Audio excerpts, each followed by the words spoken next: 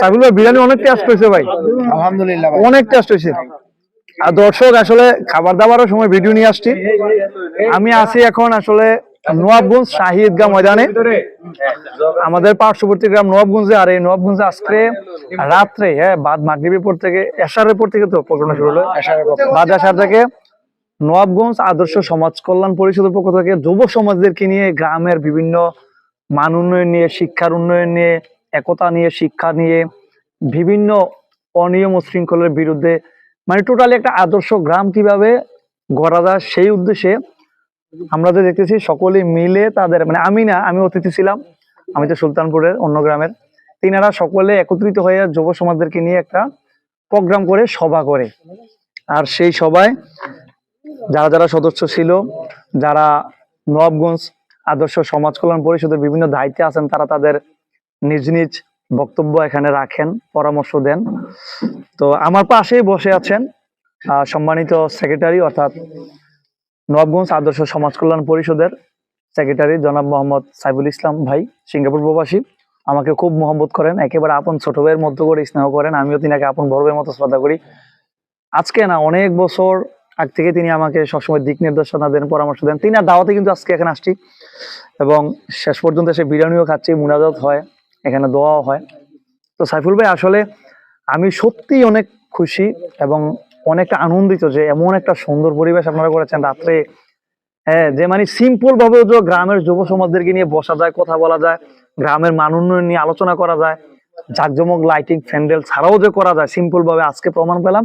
এবং প্রত্যেকটা মানুষ একেবারে মনোযোগ সহকারে আপনাদের কথাগুলো শুনছিল।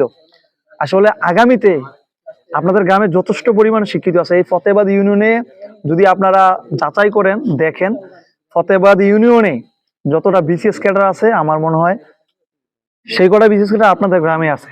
জি, আপনাদের গ্রামে 4 জন বিসিএস ক্যাডার। জি, সমগ্র আমি যদি দেবিদ্বার না বলি, ফতেবাদ ইউনিয়নে ঘুরলে আপনি কয়টা বিসিএস ক্যাডার পাবেন আমি জানি না, তবে আপনাদের এক গ্রামে 4 জন বিসিএস ক্যাডার এবং আগামীতে আরো হবে, অনেক মেধাবী স্টুডেন্ট এই গ্রামে আছে।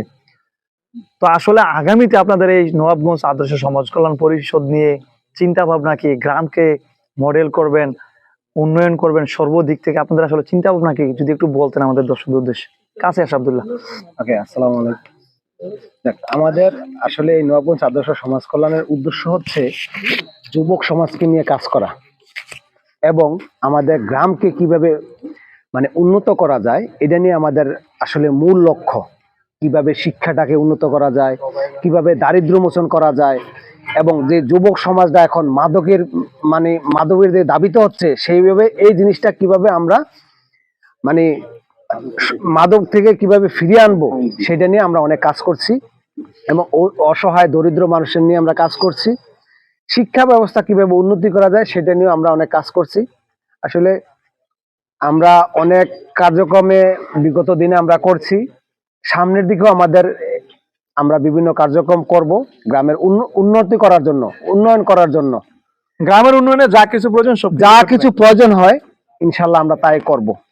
এবং এগুলা গ্রামের মুরব্বী আছে, গ্রামের যুবকরা আছে, আমাদের পাশের গ্রামের বিভিন্ন মুরব্বী একরাম আছে, যারা অনেক আমাদের শুভাকাঙ্ক্ষী, যারা আমাদের বন্ধু সুলভ আচরণ করেন অথবা ছোট ভাই হিসেবে স্নেহ করেন, তাদের কিনে বুদ্ধি পরামর্শ নিয়েই আমরা সামনের দিকে ইনশাআল্লাহ আগাবো। আপনাদের সভাপতিকে যদি একটু স্মরণ করতে, সভাপতির নামটা আমারও খেয়াল নাই, কি জি, সায়েম জমদ্দার, প্রবাসে আছে। জি, প্রবাসে আছে, উনি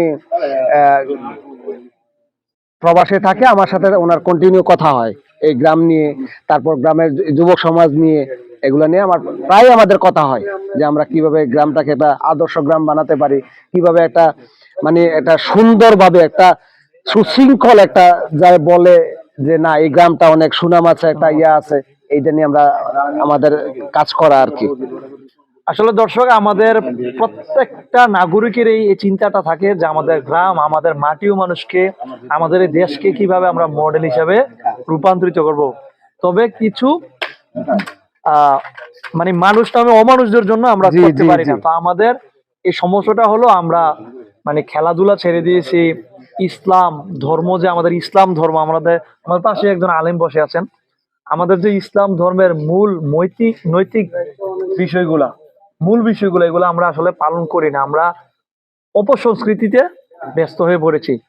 তো আমরা মনে করি আমি যে আজকে আসছি সংগঠনের দাওয়াতে, এই সংগঠনের মতো করে আমাদের যে প্রত্যেকটা গ্রামে, বাংলাদেশের প্রত্যেকটা গ্রামে যে সংগঠনগুলো আছে, আমরা সেই চিন্তা ভাবনা নিয়ে, সেই চিন্তাধারা নিয়ে এগিয়ে যাব এবং প্রত্যেকটা গ্রামকে যখন আমরা মডেল হিসাবে রূপান্তরিত করব, তখন আমাদের এই দেশ সোনার বাংলাদেশে রূপ নিবে। আমাদের জাতীয় সঙ্গীতে বলা আছে যে আমার সোনার বাংলা আমি তোমায় তোমায় ভালোবাসি। ভালোবাসি। প্রকৃত অর্থে আমরা আমাদের বাংলাদেশকে সোনার বাংলাদেশ হিসাবে পাবো এবং আমরা এই বাংলাদেশকে মন ভরে ভালোবাসবো। তো আজকে এই বলে বিদায় নিচ্ছি এখান থেকে। আসসালামু আলাইকুম।